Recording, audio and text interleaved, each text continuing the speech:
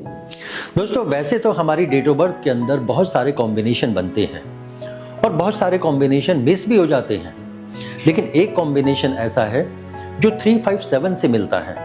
और ये जो मिसिंग 357 है, जब हमारी डेट ऑफ बर्थ में ये योग बनता है तो कई सारे असर हमारी ग्रोथ के ऊपर, हमारी लाइफ के ऊपर पड़ते हैं। लेकिन एक दो भाव कुछ ऐसे हैं जिनको समझना जरूरी है, जिसको इंसान बहुत लंबे समय तक पहचान भी नहीं पाता कि ऐसा क्यों हो रहा है उसके साथ। तो आज मैं इसी कॉम्बिनेशन को एक छोटी सी स्टोरी के माध्यम से आपको समझाने की कोशिश करता हूं। ये कहानी है एक ऐसे लड़के की जो बहुत समझदार है, बहुत इंटेलिजेंट है, लेकिन फिर भी वो नहीं जानता था कि वो खुश क्यों नहीं है, क्या कारण है उसके पीछे। उसके पास दोस्त थे, पर कोई खास ऐसा कोई अपना नहीं था जिसके साथ अपने दिल की बात वो शेयर कर सकता था।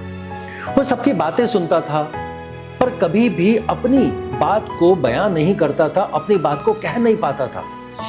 कई बार उसकी माँ पूछती कि बेटा परेशान क्यों है, तो वो बस यूं ही मुस्कुरा देता और कह देता कि कुछ भी तो नहीं है माँ, और बात को बस वहीं खत्म कर दिया करता था।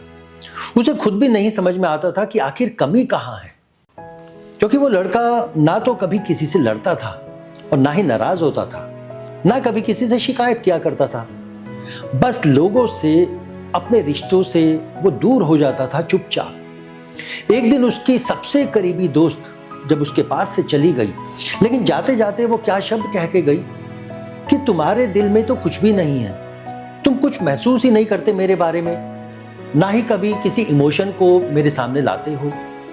उस दिन पहली बार उसको दर्द हुआ, लेकिन फिर भी उसकी आंखों में कभी आंसू नहीं थे। और उसी रात मोबाइल पर रील्स को स्क्रॉल करते हुए वो एक रील पर रुक गया जो था मिसिंग 357 के बारे में।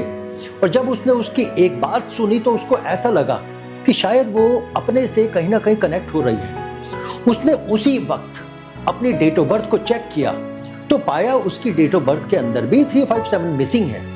और उसने पढ़ा कि ऐसे लोग प्यार करते हैं पर उसको जताते नहीं, लोगों को खो देते हैं पर उनको रोकते नहीं, अकेले रह लेंगे लेकिन उनसे अपने दर्द को बयां नहीं करते कि तेरे जाने के बाद क्या होगा।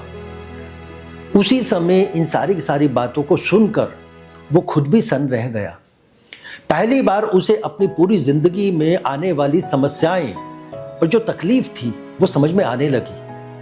समझ में आने लगा कि समस्या लोग नहीं थे, उसकी भाषा नहीं थी, समस्या थी उसके मन के अंदर आने वाले भाव, जो उन्हें कभी भी दूसरों के सामने व्यक्त नहीं कर पाता था। उसने इस समस्या के समाधान के लिए जो उसमें रेमेडी बताई गई थी उसको अपनाया, जिसमें सबसे पहली रेमेडी क्या थी कि रोज एक अपने किसी भी करीबी इंसान से कम 10 मिनट अपने दिल की बात कहनी है।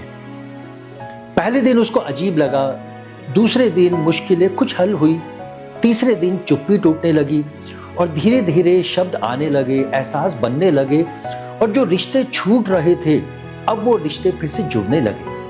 कुछ महीनों के बाद जब माँ ने पूछा कि आजकल तो तू इतना खुश क्यों रहता है, लेकिन इस बार वो मुस्कुराया, पर इस बार दिल से था और वो सच में था।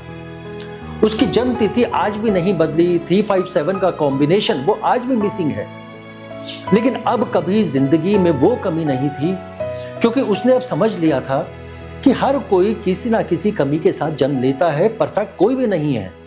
जो कमियां होती है उन्हें प्रैक्टिस से, कोशिश से खुद ही पूरा करना पड़ता है। देखिए, 357 का कॉम्बिनेशन हो या और कोई कॉम्बिनेशन हो, इसका असर हमारी लाइफ के ऊपर पड़ सकता है, लेकिन अगर हम ये समझ जाएं कि उस कॉम्बिनेशन का असर इस तरीके का होता है और उसको ऐसे खत्म किया जा सकता है कि हम इन कमियों को कोशिश कर अपनी जरूरत के अनुसार और समाधान अगर सामने हो तो पूरा किया जा सकता है।